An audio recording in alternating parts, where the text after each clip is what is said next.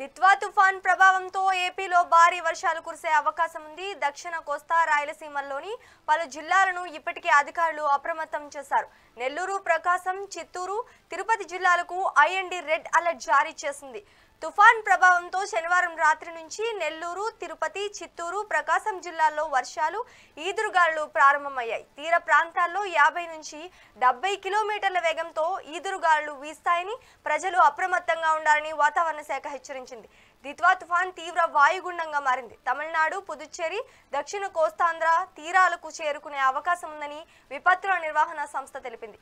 ఇక తుఫాన్ ప్రభావిత జిల్లాల్లో ప్రజలు, రైతులను ఎప్పటికప్పుడు అధికారులు అప్రమత్తం చేస్తున్నారు. ఇక ఇదే దానికి సంబంధించి మరింత సమాచారం మా చీఫ్ బ్యూరో భరత్ కుమార్ అందిస్తారు. భరత్, చెప్పండి, అక్కడ తాజా అప్డేట్ ఏంటి?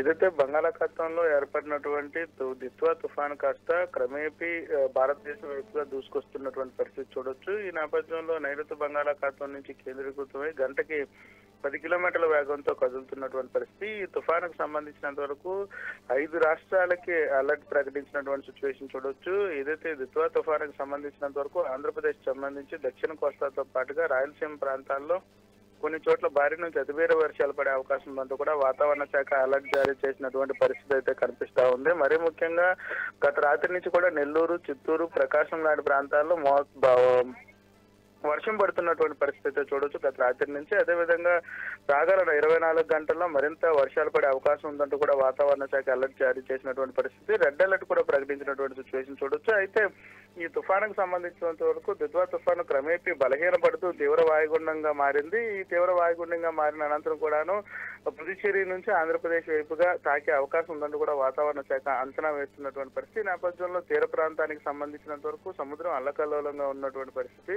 తీరం వెంబడి గంటకి 50 నుంచి 70 కిలోమీటర్ల వేగంతో గాలులు వీస్తున్నటువంటి సిచ్యువేషన్ అయితే చూడొచ్చు. సముద్రం అల్లకల్లోలంగా ఉన్నటువంటి నేపథ్యంలో ఇప్పటికే మత్స్యకారులు ఎవరు కూడా వేటకు వెళ్ళొద్దంటూ వాతావరణ శాఖ అలర్ట్ జారీ చేసినటువంటి సిచ్యువేషన్. మరొకవైపు ఆంధ్రప్రదేశ్ సంబంధించి విపత్తు నిర్వహణ అధికారులు కూడా వాతావరణ శాఖ అలర్ట్ జారీ చేసింది. దక్షిణ కోస్తాతో పాటుగా రాయలసీమలో కొన్ని ప్రాంతాల్లో భారీ నుంచి అతి భారీ వర్షాలు పడే అవకాశం ఉన్నటువంటి పరిస్థితి. ఇప్పటికే కొన్ని చోట్ల వర్షం పడుతున్నటువంటి సిచ్యువేషన్ నేపథ్యంలో ప్రజలందరూ కూడా అప్రమత్తంగా ఉండాలని నదీ పరివాహక ప్రాంతాలతో పాటుగా సముద్ర తీర ప్రాంతాల్లో ఉన్నటువంటి ప్రజలందరినీ కూడా అప్రమత్తం చేసినటువంటి సిచ్యువేషన్ చూడొచ్చు. ఎందుకంటే భారీ నుంచి అతి భారీ వర్షాలు పడే అవకాశం ఉన్నటువంటి నేపథ్యం. ఈ నేపథ్యంలో ఆకస్మిక వరదలు వచ్చేసేటువంటి పరిస్థితి ఉన్నటువంటి పరిస్థితి. ఈ నేపథ్యంలో అధికారులందరినీ కూడా అప్రమత్తం చేసింది రాష్ట్ర ప్రభుత్వం. ఇప్పటికే అందరితో కూడా సమీక్షా సమావేశం నిర్వహించినటువంటి సిచ్యువేషన్ అయితే చూడొచ్చు. ఏదైతే వర్ష ప్రభావిత ప్రాంతాలపై ఇప్పటికే రాష్ట్ర ప్రభుత్వం పూర్తిగా పరిశీలన చేస్తున్నటువంటి సిచ్యువేషన్. మరోవైపు రైతులతో పాటుగా ప్రజలందరినీ కూడా అప్రమత్తం చేస్తున్నటువంటి పరిస్థితి అయితే కనిపిస్తా ఉంది.